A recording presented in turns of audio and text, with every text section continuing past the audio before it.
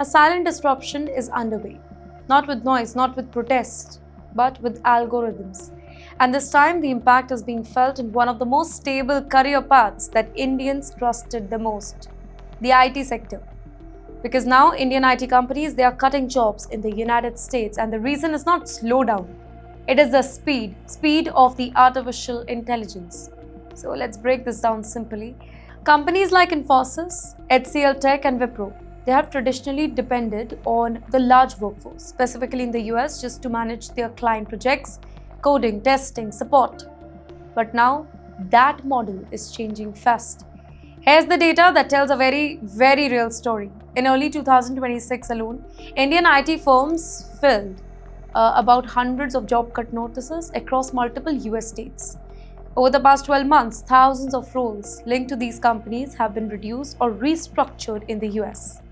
And yes, at the very same time, global tech layoffs, it crossed about 80,000 in just first quarter of 2026. And behind a large chunk of these cuts is AI. Today, AI tools can write codes, test the software, fix the bugs. They can handle customers and they can even manage the workflow. Tasks that were once needed entire team, they are now being handled by a handful of engineers, with AI doing most of the heavy lifting here. Can you think of it like earlier there were 10 engineers who worked on one project for weeks? But now 2 to 3 engineers. With AI, they can deliver the same project faster, cheaper, and with very few errors. This shift is forcing the companies to rethink everything. In fact, many large IT contracts, specifically those worth hundreds of millions of dollars, they are now being renegotiated with a more focused and automation approach.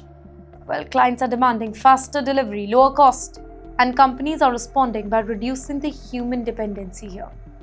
So the question is, which jobs are being hit the most? Sadly, mid-level engineers, testing and QA teams, support and maintenance role, and back office functions. Now, these are few roles that are repetitive, that are process-driven, making them the easiest target for the AI replacement. But here's where it gets even more interesting. While some jobs, they are disappearing, new ones are being created. Companies are now hiring AI specialists, data scientists, cloud engineers, cybersecurity experts, and high-end developers. However, the numbers, they don't match.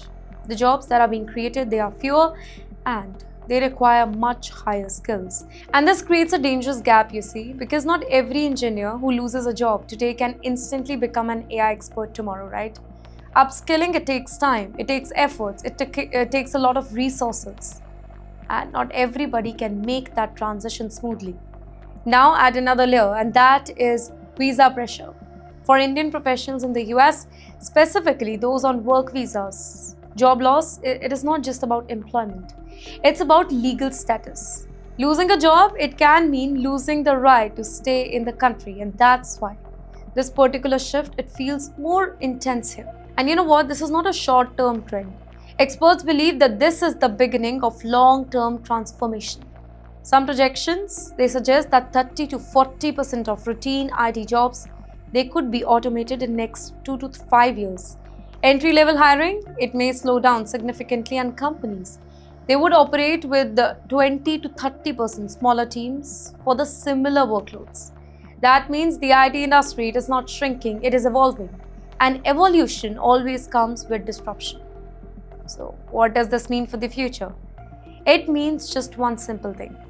Skills, they are the new job security, because in this new AI-driven world, degrees are not enough, experience is not enough. What matters is adaptability, the ability to learn, unlearn, and regain again and again. You know, the old IT models, well, they were built on scale.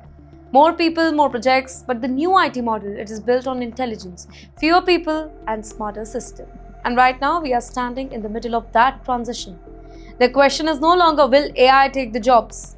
The real question is, who will adapt fast enough to survive it?